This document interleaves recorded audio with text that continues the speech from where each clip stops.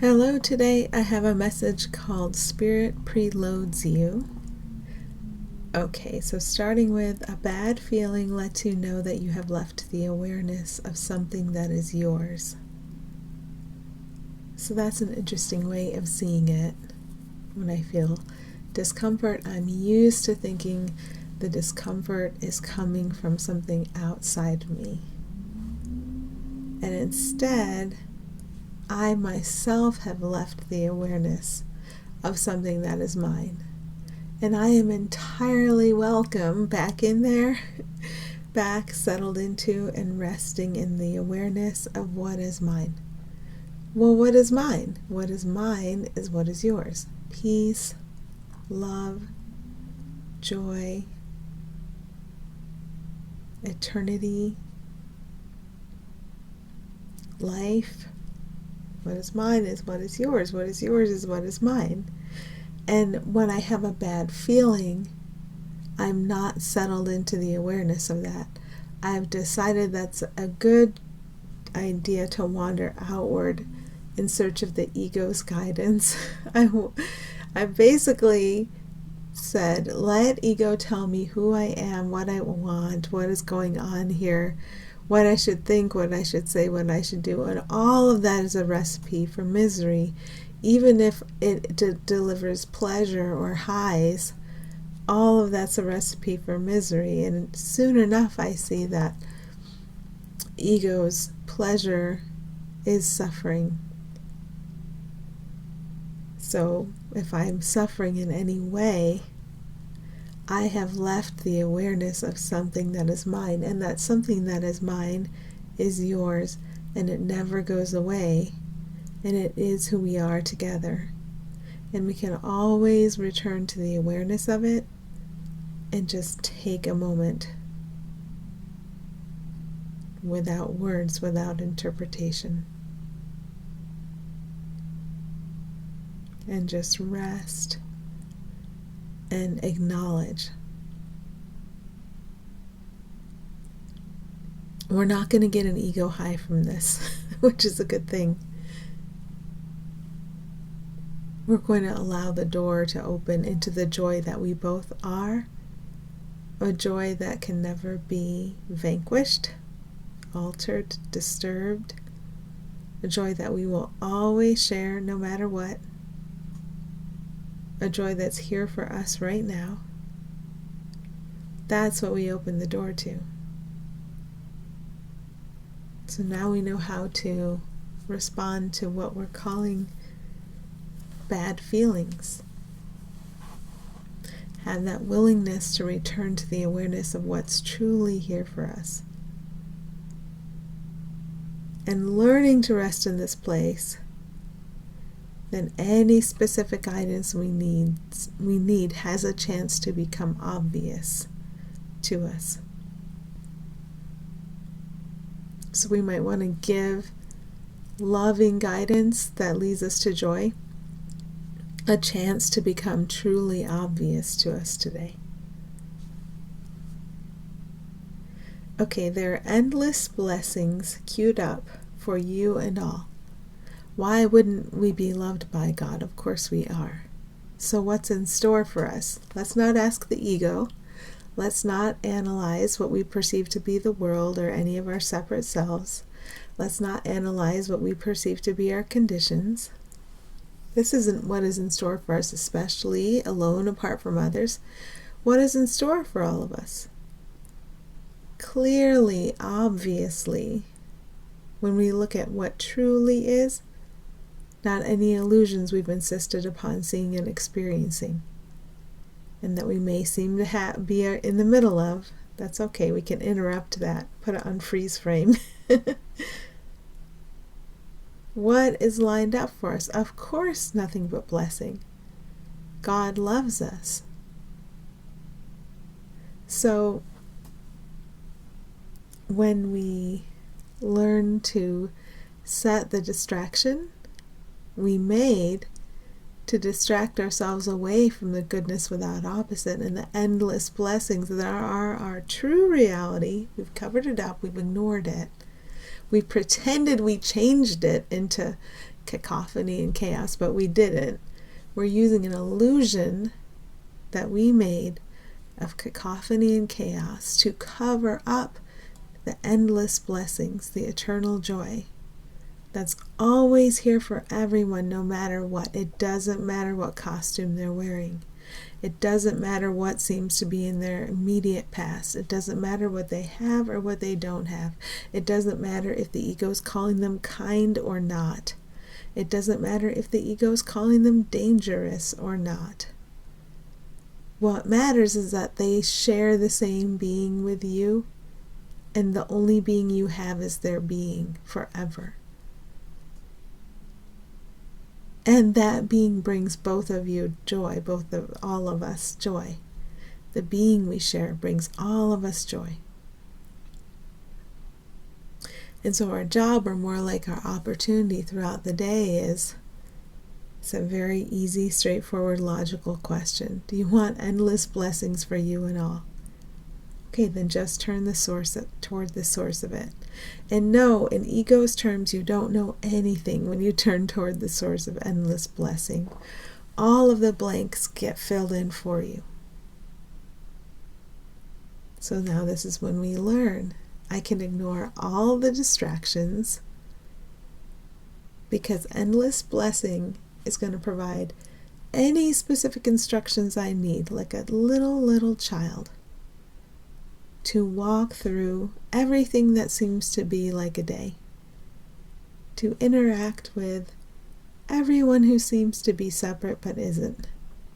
Spirit will provide every data point, every little bit of information you need to lead you through and out of what we have imagined, back to the full awareness of what we all are together.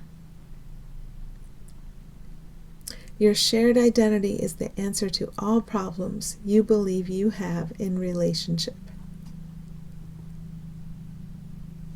So it truly is okay to notice and look toward our shared identity. And as we do this, in my experience at least, I find I have these periods of time where ego will be screaming at me that if I consult it, that I need to say or do something.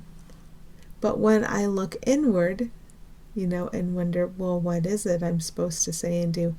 I do not get anything. So I will have periods of time when there seems to not be a flow, and yet I still have to, not as ego, but hang on and persevere, not in the sense of attempting to keep the ego, more in the sense of being patient. Because all I'm encountering are ego shouts about, you should be saying something helpful, you should be doing something helpful. And yet I look within and I don't see anything. And in the past I've had an override in place where that shout of ego seemed so loud that I didn't know there was another option, and ego would supply words and actions. Here are helpful words you can say. Here are helpful actions you can bring. And I would carry those out. And I would derive some amount of pleasure from those, not realizing ego's highs and lows are transitory, not realizing every day is like that, not realizing that I was getting my cues from ego. But as we go deeper, we can see all the cues we got yesterday that were from ego that feel absolutely terrible today. Or maybe not even there anymore. So I had been relying on all these cues from ego, which I was following, and we're all doing the best we can based on what we believe. And if we still believe a lot of ego lies, of course we're going to be thinking and speaking and acting from ego. But I can't look over you and judge how much or how little you're doing that. My job is to look over at you and remember the true being I share with you, and not project fear on you, which would take the form of the distraction from the awareness of what we truly are together. Nothing's more important than seeing that. So now it seems I'm in this blank spot where ego can't convince me to say or do things that it calls helpful. I know how painful that is now. I know that's very painful. And yet, am I supposed to say or do something else? I don't know. I don't know. And that's okay. It's okay to be quiet. It's okay to rest in the awareness of what we are together. It's okay to take those blank spaces to meet any doubt thoughts we're still hanging on to about shoulds. I should be saying something. I should be doing something. When an obvious instruction comes in from what we are together, it's obvious and easy to follow it. And it's obvious and easy for me to follow ego's instructions wherever I've valued them and allowed them to be present. Both are obvious and easy and natural to the extent that I value them. So the switchover, this changeover, in my experience, can have blank spots in it where you've kind of taken yourself offline, and it's still okay. Because every day is our day to face what we believe and let it go, and let those new instructions come in. And to know everybody is taken care of while we let go of our distraction and learn to focus on what everybody is together. That's the faith we needed all along, that everybody is fully loved, fully supported, fully taken care of. And it isn't just up to one ego doing the right action and not doing the wrong one, or everything else will fall apart, right? Putting all that pressure on one ego to be the helper, to be good enough so everybody else can thrive, or else, it's safe to let all of that go. And it's okay to sink into that deeper listening. That's not indifference. It's listening. It's willingness. It's looking at what the ego always said was nothing and understanding that it's a great big helpful something that's here, but maybe not quite hearing just yet what it would tell you to think, to say, to do. And that's okay. Because we've gotten quiet and we know how to set aside what isn't helpful and look toward what is, what's equally helpful to everyone.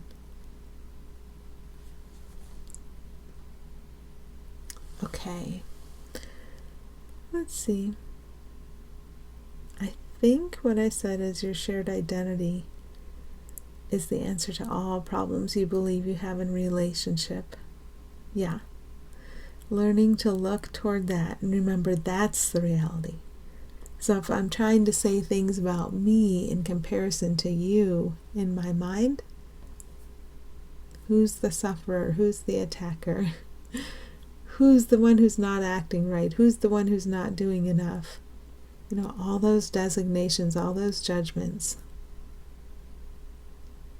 It's okay and it's safe to focus on that shared identity and to have the patience to let what comes of that come. So ego gives you instructions around handling the person. Manipulation. Here's how I handle the person and get what I want, or in ego's terms, help them.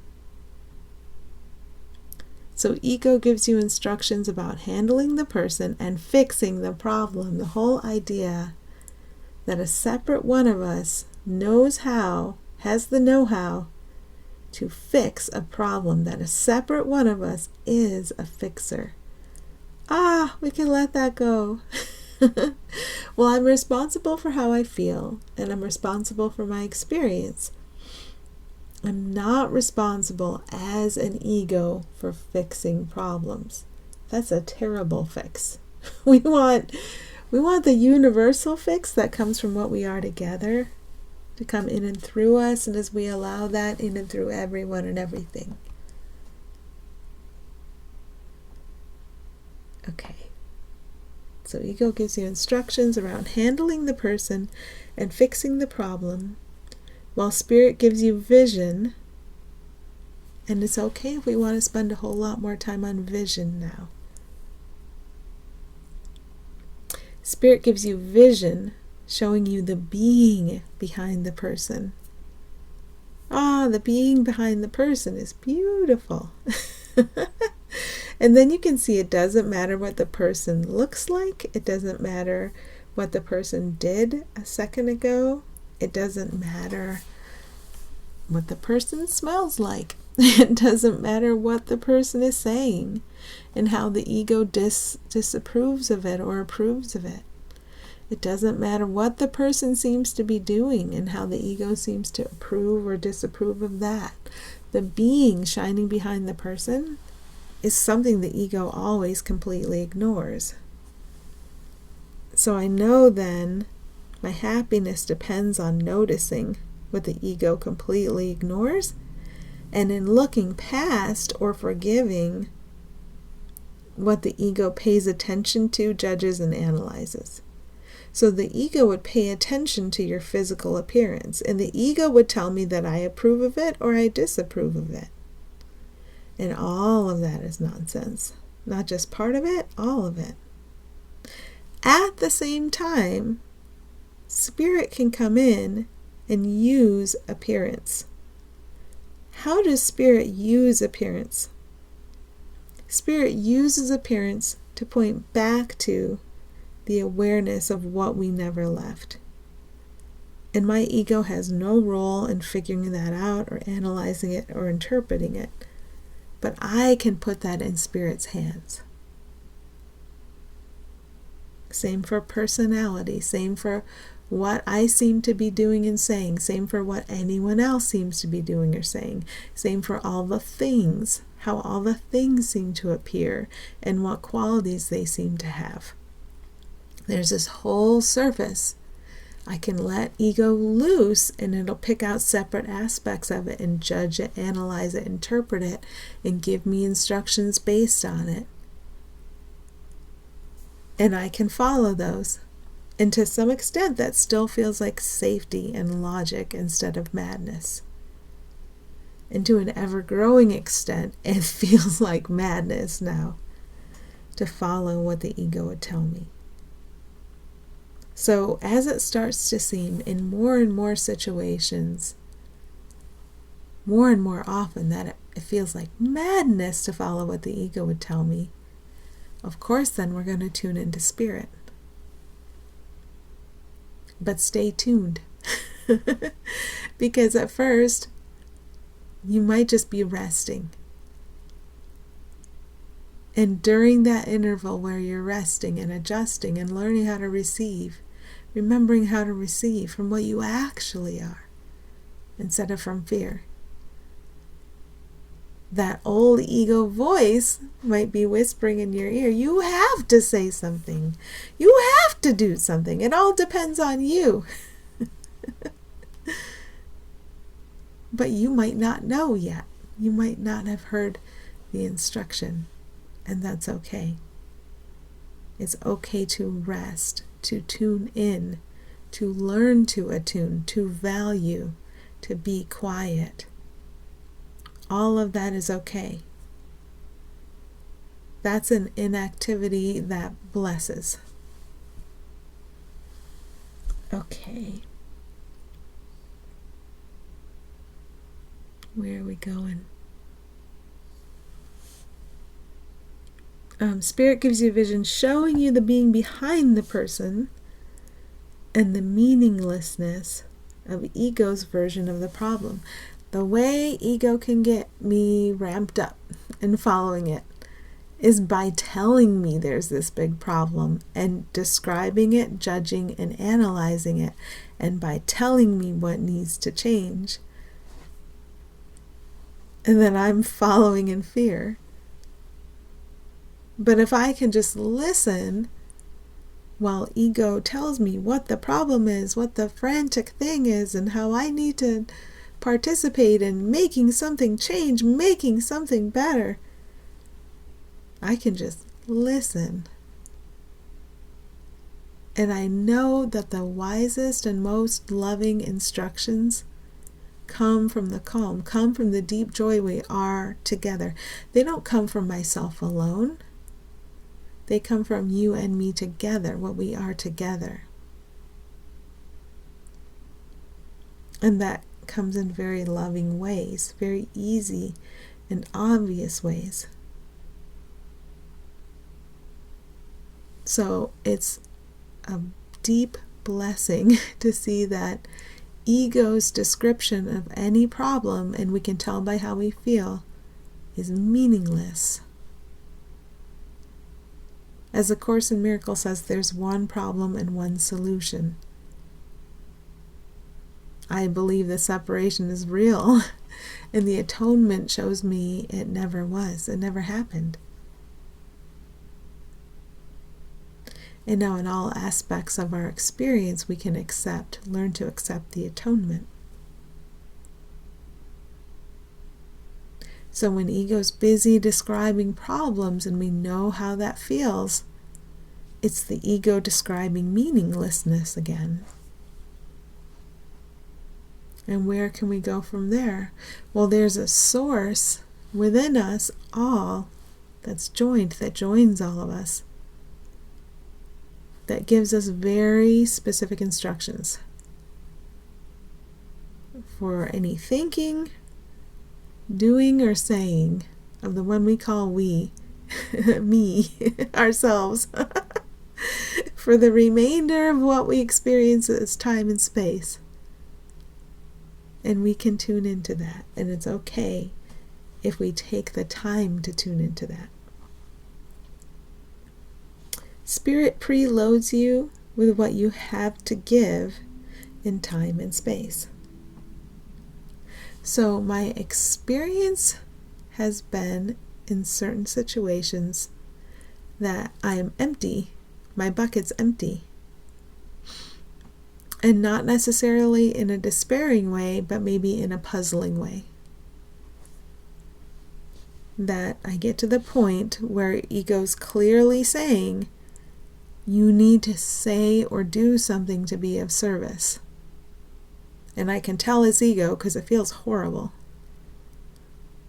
And my bucket appears to be empty. And it seems all I have to give is silence and saying, or just thinking to myself, I'm willing to see you as you truly are. And that's okay. That's not cold. That's not indifferent. If we're honestly, sincerely reaching toward what we are together, with any degree of willingness to be instructed in what to think, say, or do, then that's time well spent. And time can be very gentle with us in our learning and unlearning. And that's something we can share with everyone, that gentleness. So whatever it is we're going to seem to give in time and space today, whatever time and space giving our character is going to do, we can see ourselves right now as having a full bucket. So if you think of everything you're going to seem to give today in time and space, it's in your bucket right now, And when you look to give, you'll have whatever it is you need to give. Now, silence is something. And doing nothing is something. And focusing on your thinking, how you're thinking of your fellow being, remembering they are peace, and you can look right past what they seem to be saying, what they seem to be doing, their immediate past.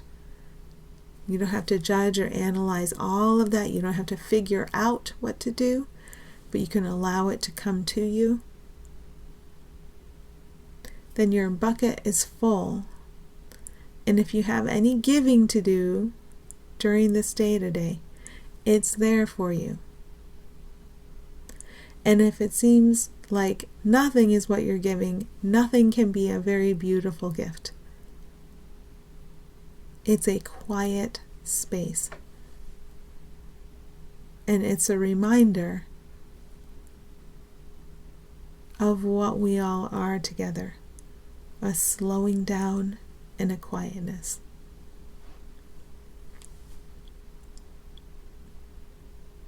Okay. I think that's everything. I needed this because my ego is I still hear my ego telling me I need to do something, I need to say something. And the ego seems to know, these are helpful things, these are unhelpful things. And as I hear the ego talking about it, I'm like, oh my gosh, I know that's crazy now. Now I know that's crazy. So, but now what? I don't know. But it's okay not to know. We're in this space where we're very loved, very helped. And the same goes for everyone. And there aren't any exceptions. So that's the space we can hold. Okay, thank you. Wishing you well today.